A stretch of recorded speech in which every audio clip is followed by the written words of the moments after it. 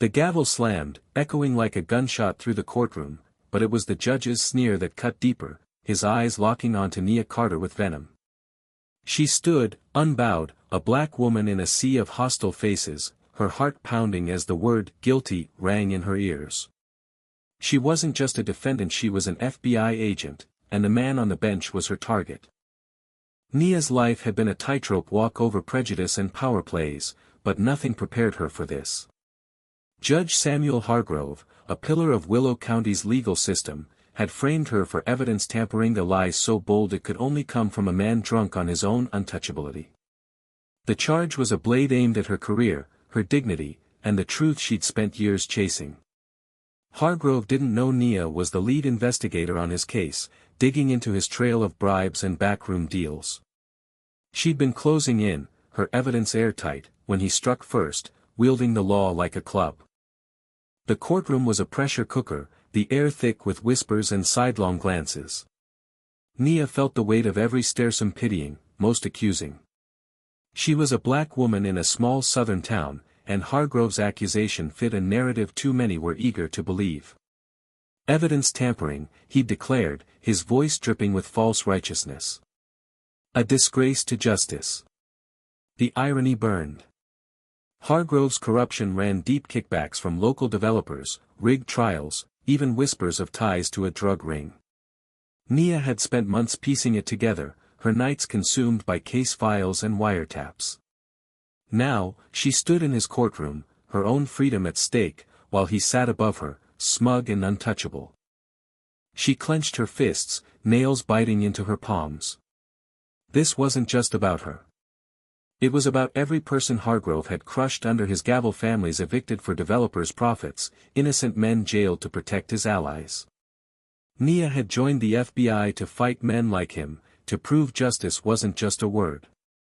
But here, in this moment, justice felt like a cruel joke. Her lawyer, a nervous public defender named Tom Wells, leaned in. "Nia, keep it together," he whispered. "We'll appeal." "We'll appeal?" she hissed, her voice low but sharp. "He's burying me, Tom. And he's getting away with it." Tom's eyes darted to the judge. "We need time. You can't confront him here." But Nia's blood was fire. She knew Hargrove's game: deflect, destroy, discredit. He'd picked her because she was black, because he thought she'd break. He didn't know she'd been breaking barriers her whole life. The trial had been a farce from the start. Hargrove's evidence was flimsy, a doctored logbook, a witness with a rap sheet longer than Nia's career.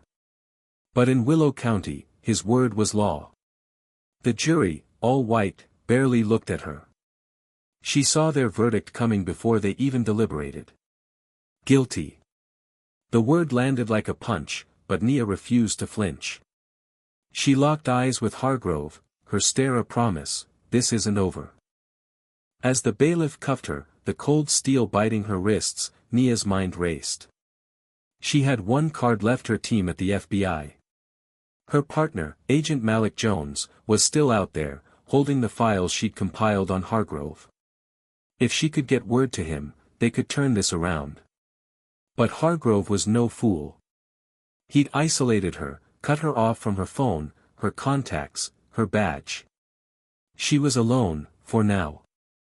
The jail cell was a gray box, the air stale with despair. Nia sat on the cot, her mind replaying every detail of Hargrove's case. She'd first caught his scent 6 months ago, a tip from a whistleblower about a land deal gone wrong. Developers were buying up black-owned farms at pennies on the dollar, backed by Hargrove's rulings. She'd followed the money: bank accounts, shell companies, late-night meetings in smoky bars. Hargrove was careful, but not careful enough. Nia had audio of him taking a bribe, a grainy photo of him shaking hands with a known dealer. It was enough to end him if she could get it to the right hands. Footsteps echoed down the hall. Nia tensed as a guard appeared, a young woman with wary eyes. "Carter. You got a visitor." Nia's pulse quickened. "Malik?" But when the door opened, it was Tom, his face pale. "They're moving you tonight," he said, voice low. Hargrove pushed for a transfer to county lockup. Says it's for your safety. Safety? Nia scoffed. He's trying to bury me deeper. Tom glanced at the guard, then leaned closer. I got a message to your partner. Malik's working on it, but you need to stall.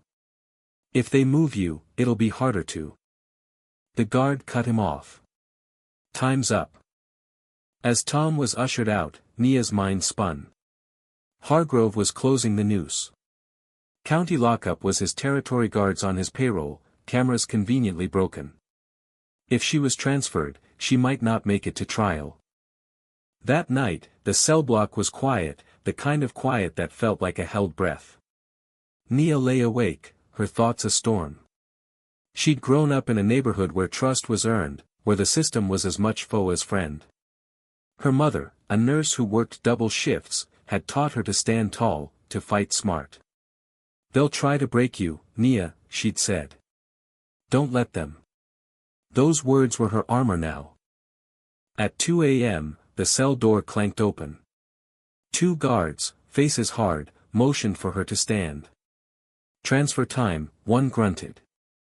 Nia's heart raced, but she kept her face stone. They led her through dimly lit corridors, the air thick with the scent of bleach and fear. Outside, a van waited, its engine idling like a predator. She scanned the lot. No Malik, no backup. Just Hargrove's men. The drive was silent, the road winding through pine forests. Nia's cuffs dug into her wrists, but her mind was sharp. She needed a plan. The van slowed at a crossroad, and she caught a glimpse of headlights in the distance. Her gut told her this was no coincidence. Stop the van, a voice crackled over the radio. The driver cursed, slamming the brakes. Nia's pulse surged. Malik. It had to be. The doors flew open, and there he was, Malik, badge in hand, flanked by two agents. FBI.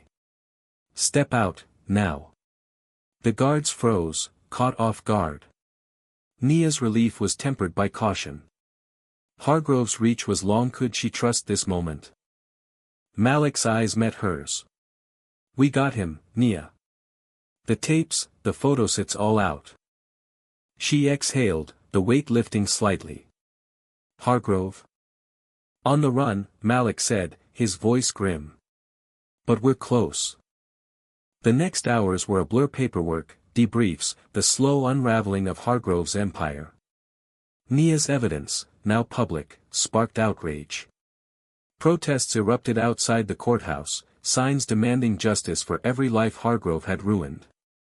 The black farmers he'd targeted stood front and center, their voices loud, unbroken. Nia watched from the FBI field office, her badge back in her hand, her heart heavy but hopeful. Hargrove was cornered 2 days later, hiding in a cabin upstate. The arrest was quiet, his defiance crumbling as cuffs clicked around his wrists. Nia didn't need to be there, she'd already won. But she visited the courtroom one last time, standing where she'd been judged. The gavel was silent now, the bench empty. Justice wasn't perfect, she knew. It was a fight, always. But as she walked out into the sunlight, the crowd's chants echoing, Nia felt the truth her mother had instilled: they could try to break her, but she'd keep fighting. For herself. For them. For the truth. Nia Carter stepped out of the courtroom into a world that felt both foreign and familiar. The sunlight was harsh, cutting through the haze of Willow County's late afternoon, and the crowd outside was a living thing, pulsing, chanting, demanding.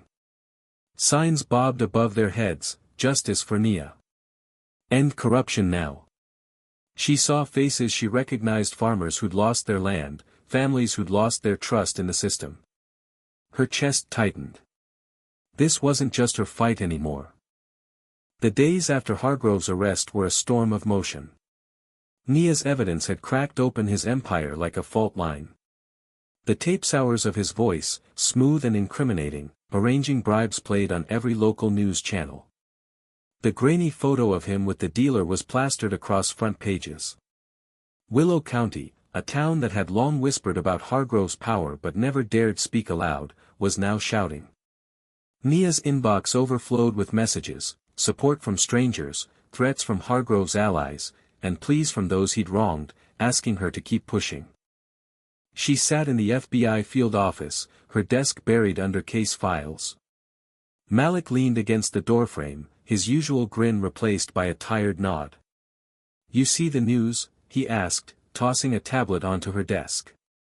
The headline screamed, "Judge's Fall Exposes Systemic Corruption." Below it, a quote from a local pastor, "Nia Carter didn't just save herself, she saved us all." Nia shook her head. "I didn't save anyone yet. This town's still bleeding." Malik raised an eyebrow. "You took down Hargrove. That's not nothing." "It's a start," she said, her voice low. "But the system that let him thrive? That's still here." She wasn't wrong. Hargrove's arrest had exposed a web of complicity, cops who'd looked the other way, clerks who'd fudged records, even jurors who'd followed his lead without question. Nia's own trial had shown her how deep the rot went. The jury's quick, guilty verdict wasn't just about her, it was about a town conditioned to see a black woman as less than, to trust a white judge over their own eyes. She'd felt that weight her whole life, but now it was personal. Her phone buzzed. A text from her mother, "Proud of you, baby. Keep fighting." Nia smiled, the words grounding her. Her mother had faced her own battles, racism in the hospital where she worked, whispers that she was too assertive for a black nurse. Yet she'd raised Nia to stand tall, to see through the lies people told themselves about fairness. That strength was why Nia had joined the FBI, why she'd taken on Hargrove even when it felt like climbing a mountain with no peak. The next morning, Nia met with the black farmers whose land Hargrove had helped steal. They gathered in a community center, its walls lined with photos of better days, families on porches, fields green with promise. Now, those fields were parking lots or half-built condos. The farmers' faces were lined with grief, but their eyes burned with resolve. "We trusted the law," said Mrs. Lena Harris, a woman in her 60s whose family had farmed for generations. "Hargrove took our home, our history. You gonna make that right, Agent Carter?" Nia met her gaze. "I can't undo the past, Mrs. Harris. But I can fight for what's left. Your land, your rights." Weary filing a class action suit. Hargrove's assets, his allies weary going after them. A murmur rippled through the room, hope mingling with skepticism. Another farmer, a man named Marcus, spoke up. "And what about the town? They still look at us like we don't belong." Nia nodded. "That's the harder fight. But it starts with truth. We're holding a rally tomorrow. Will you be there?" Marcus hesitated, then nodded. "For my kids, yeah. I'll be there." The rally was Nia's idea, a way to channel the town's anger into something bigger. She worked with Malik and a local organizer named Keisha, a firebrand who'd been protesting Hargrove's rulings for years. They chose the courthouse steps, the same place Nia had been led away in cuffs. Now, she'd stand there free, her badge gleaming, her voice unmuted. The day of the rally, Willow County's streets were alive with tension. Protesters filled the square, black farmers, white allies, families of every color who'd been chewed up by Hargrove's machine. But there were others, counter-protesters waving signs about law and order, their faces twisted with resentment. Nia saw them and felt a familiar ache. Change scared people, especially when it meant facing their own complicity. She stepped to the microphone, the crowd's roar washing over her. Her heart pounded, but her voice was steady. "I stood in that courtroom," she began, pointing at the building behind her, "and I was judged before I spoke a word. Not because of evidence, but because of who I am, a black woman who dared to challenge power." The crowd cheered, but the counter-protesters jeered. Nia pressed on. "Judge Hargrove didn't just frame me. He framed this town. He stole your land, your trust, your future. And he did it because he thought we'd stay silent. She paused, letting the words sink in. But we're not silent anymore. Not the farmers who lost their homes. Not the families who lost their loved ones to his rigged trials. Not me, and not you. Justice isn't given, it's fought for. And we're fighting today. The crowd erupted, their voices a tide. Mrs. Harris stood nearby, holding a sign, "Our land, our rights." Marcus was beside her, his kids waving smaller signs, their faces bright with hope. Nia's eyes stung, but she kept going. This isn't just about Hargrove. It's about a system that let him thrive. A system that looks at some of us and sees less. We change that system by standing together, black, white, everyone. We change it by speaking truth, even when it's hard. As she spoke, a scuffle broke out. A counter-protester, a burly man in a red cap, shoved a young black protester. Nia's stomach clenched, but before she could react, Marcus and another farmer stepped in, calming the crowd. The moment passed, but it left a mark. This was the tension Nia knew too well: anger meeting fear, truth meeting denial. After the rally, Nia stayed late, talking to people, listening to their stories. A white woman, a teacher, approached her, her voice shaky. "I voted for Hargrove's allies," she said. "I didn't know what he was doing. I'm sorry." Nia nodded, her anger softening. "It's not about blame. It's about what you do now." The woman nodded, tears in her eyes. "I'm here. I'll keep showing up." That night, Nia sat in her apartment, the weight of the day settling in. Her phone buzzed with messages: support, hate, everything in between. She scrolled through X, where the rally was trending. Posts praised her courage, but others called her a troublemaker, a liar. One comment stuck with her: "Truth hurts, but it's the only way forward." She thought of her mother, of Mrs. Harris, of the kids at the rally. They were why she fought. Not just for herself, but for a world where justice wasn't a privilege, where truth wasn't a luxury. Hargrove was gone, but the system he'd served was still there, stubborn and deep-rooted. Nia knew the fight wasn't over, it never would be. But she also knew she wasn't alone. The next week, the class action suit gained traction. Hargrove's assets were frozen, his allies under investigation. The farmers began reclaiming their land, piece by piece. Nia worked with Keisha to start a community fund, helping families rebuild. It wasn't perfect, but it was progress. One evening, Nia visited her mother's house, the place where she'd learned to dream big despite the world's limits. They sat on the porch, the air warm with summer's end. "You did good, Nia," her mother said, her voice soft but proud. "But you know it's not done." "I know," Nia said. "But I'm not stopping." Her mother smiled. "That's my girl." As Nia drove back to town, the stars bright above the pines, she thought of the rally, the faces, the fight. Willow County was changing, slowly, painfully. But change started with truth, and truth started with courage. She'd keep going, for as long as it took. What do you think? Where does justice begin, and how do we heal a divided community?